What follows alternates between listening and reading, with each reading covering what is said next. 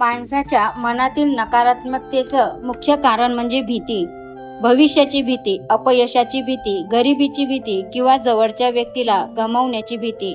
स्वामी म्हणतात, जेव्हा तुम्ही तुमची चिंता मला अर्पण करता, तेव्हा घाबरण्याचे काहीच कारण उरत नाही.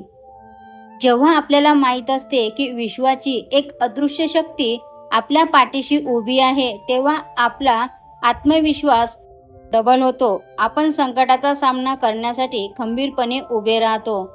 स्वामी म्हणतात, प्रयत्न करा, देव तुमच्या पाठीशी आहे, पण आळशी बनून बसू नका. अवधूत चिंतन श्री गुरुदेव दत्त. श्री स्वामी समर्थ. जय जय स्वामी समर्थ. नमस्कार स्वामी भक्तांना, तुमच्या सर्वांचं स्वागत आहे स्वामी भक्ती प्रतिभा या चॅनलमध्ये. आजचा दिवस तुम्हाला आनंदाचा, आरोग्यदायी जाओ हीच मी स्वामीचरणी प्रार्थना करते आणि आजचा आपला स्वामी संदेशला सुरुवात करते. स्वामी म्हणतात, जेव्हा माणूस रिकामा असतो, जेव्हा तो रिकामा बसत असतो, तेव्हा त्याच्या डोक्यामध्ये अनेक नकारात्मक विचार येतात. म्हणून स्वामी म्हणतात, काम करा, प्रयत्न करा, उद्योग करा, काहीतरी काम करत राहा. स्वामी म्हणतात, नशिबावर विसंबून राहण्यापेक्षा स्वतःच्या कर्मावर विश्वास ठेवा. जेव्हा तुम्ही सकारात्मक भावनेने आणि प्रामाणिकपणे कष्ट करता, तेव्हा निसर्गही तुम्हाला मदत करतो. स्वामी म्हणतात, परिस्थिती आपल्या मनासारखी नसेल तेव्हा चिडचिड करण्याऐवजी किंवा निराश होण्याऐवजी ती शांतपणे स्वीकारणे हीच सकारात्मकतेची पहिली पायरी आहे. प्रत्येक संकट माणसाला काहीतरी शिकवून जाते.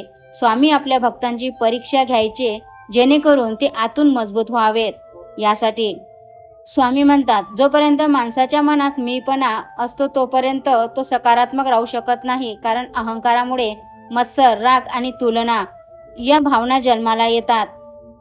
जेव्हा मनातून अहंकार जातो तेव्हा मन हलके होते. आपण इतरांच्या प्रगतीकडे बघून जळण्याऐवजी त्यांच्याकडून शिकू लागतो.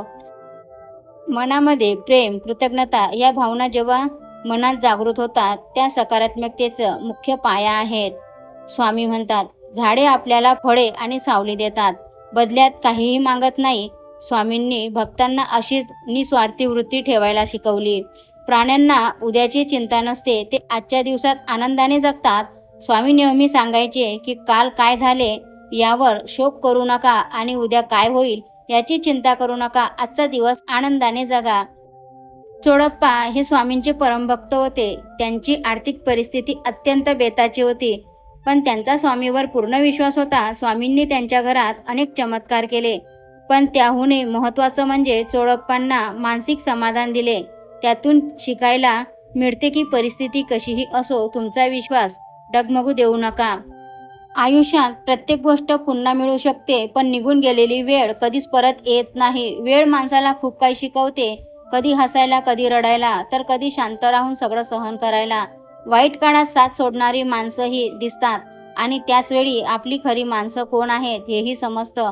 म्हणून वेळेची किंमत करा, कारण घड्याळ फक्त एक वेळ दाखवते, पण वेळ मात्र आयुष्य बदलून टाकते. स्वामी म्हणतात, जास्त विचार करू नकोस. जास्त विचार करणं मनाला थकवतं. ज्या गोष्टी आपल्या हातात नाहीत त्याची चिंता करून काहीही बदल होत नाहीत. अर्जुनही युद्धाआधी गोंधळला होता, भीती वाटत होती, पण विचार सोडून कर्मावर लक्ष केंद्रित केलं म्हणून तो जिंकला. लक्षात ठेवा, भविष्याची भीती आणि भूतकाळाची खंत दोन्ही वर्तमान नष्ट करतात. आज जे तुम्हाला करायचं आहे ते पूर्ण ताकदीने करा, बाकी सगळं देवावर सोडा. स्वामी म्हणतात, आपली ऊर्जा ही मर्यादित आहे आणि ती आपण कुठे खर्च करायची याचे पूर्ण स्वातंत्र्य आपल्याला आहे. अनेकदा आपण अशा ठिकाणी आपले मत मांडतो जेथे त्याची गरज नसते किंवा जेथे बोलण्याने काहीच फरक पडणार नसतो. अशा वेळी आपले मते लादण्यापेक्षा शांत राहून आपली ऊर्जा वाचवणे हा सर्वात मोठा शहाणपणा ठरतो. स्वामी म्हणतात, जगात सर्वात मोठं शास्त्र म्हणजे शांतता. सर्वात मोठी ताकद म्हणजे संयम. जे तुला पडताना पाहताना आनंद घेतात, त्यांच्यासमोर एक दिवस इतका उंच उभा राहशील, त्यांच्या सावल्या पण तुझ्यापर्यंत पोहोचू शकणार नाही. तुझी मेहनत तुझे नशीब बदलू शकते. फक्त थांबू नकोस. कष्ट कर, प्रयत्न कर, तुझ्या प्रयत्नांना यश आम्ही देऊ. श्री स्वामी समर्थ. आता हा संदेश त्या भक्तांसाठी ज्यांनी 1 नंबरच्या अंकाला स्पर्श केला आहे. स्वामी म्हणतात, प्रगती झालेली दिसते, पण त्या मागचे कष्ट दिसत नाही. प्रत्येक यशाच्या मागे अनेक अपयश लपलेलं असतात. कोणीही एक दिवसात मोठं होत नाही, त्यासाठी वर्षाची मेहनत लागते. जगाला फक्त यश दिसतं, पण त्यामागची झोपलेली रात्र दिसत नाही.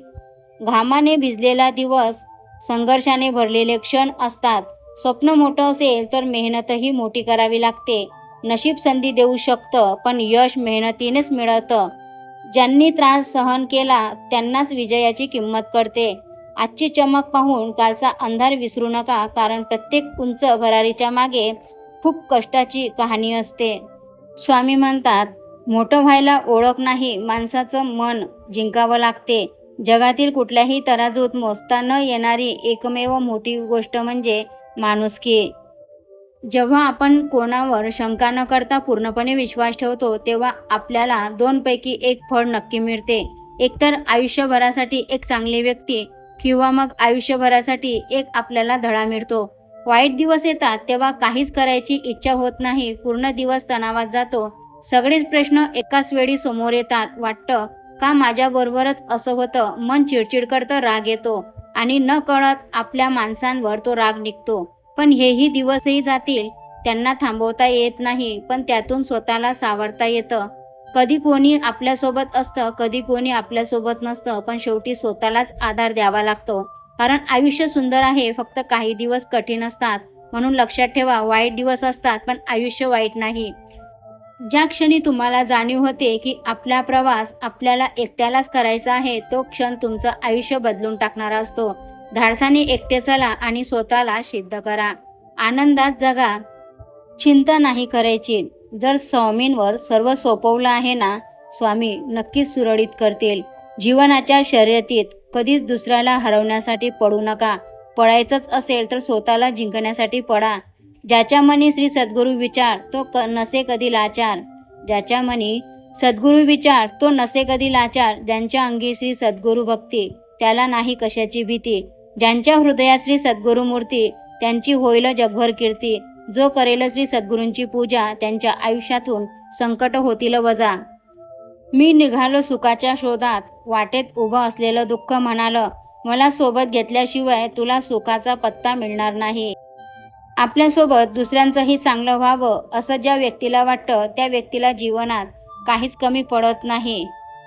या जगातील सर्वात भाग्यवान मनुष्य कोण? तर ज्यांच्याकडे अन्नासोबत भूक आहे, अंथरुणासोबत झोप आहे, संपत्तीसोबत धर्म आहे, ज्ञानासोबत संस्कार आहेत आणि ओंजळीतले दुसऱ्याला देण्यासाठी ताकद आहे. तोच खरा भाग्यवान माणूस आहे.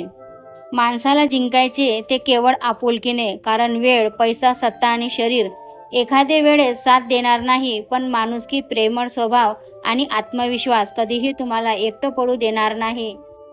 एखाद्याकडून अपेक्षाभंग झाल्यावर त्याच्यावर नाराज होण्यापेक्षा स्वतःवर नाराज व्हा, कारण समोरच्याकडून अपेक्षा ठेवण्याची चूक आपणच केली होती. स्वामी म्हणतात, झालं गेलं विसरून जा. जे दुसऱ्याला सांगणं खूप सोपं असतं, पण जेव्हा वेळ स्वतःवर येते ना, त्यावेळेस कळतं ते किती अवघड आहे. जीवनात कोणत्याही प्रसंगी न घाबरता स्वामींचे नामस्मरण करा. तुम्हाला मार्ग आपोआप सापडेल. मनुष्य जन्म पुन्हा पुन्हा मिळत नसतो. या जन्मातील माणसं पुन्हा भेटत नसतात. म्हणून प्रत्येकाशी प्रेमाने वागा. काही वेळा माणसाची प्रकृती औषधाने नव्हे, तर त्याला दिलेल्या शाब्दिक आधाराने ठीक होत असते. परमेश्वरांनी दुसऱ्याला काय दिलं हे बघण्यात आपण इतके व्यस्त असतो की परमेश्वरांनी आपल्याला काय दिलं हे बघायला आपल्याकडे वेळच नसते. स्वामींच्या मठात एक छान पाटी लिहिलेली होती, कोणताही क्लेश मनात न ठेवता आत या. तुम्ही पाप करून थकला असाल, पण मी माफ करून थकलेलो नाही.